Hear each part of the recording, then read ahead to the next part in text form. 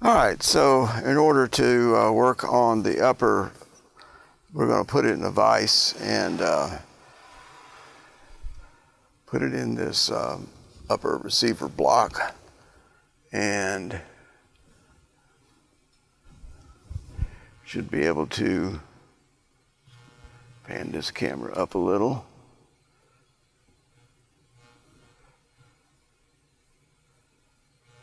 Get a little better view of it. There we go.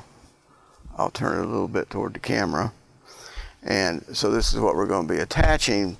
We're just going to apply some Loctite, and this is going to be the Red Loctite.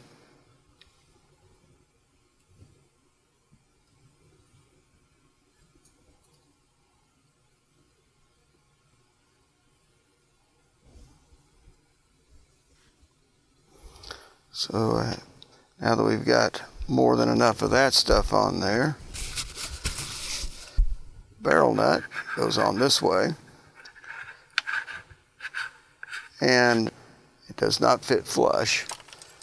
You do have to make sure that the gas tube opening is aligned, and for that purpose we're going to be using this pin for aligning the gas tube. And we're just going to let it bake for 24 hours according to the directions.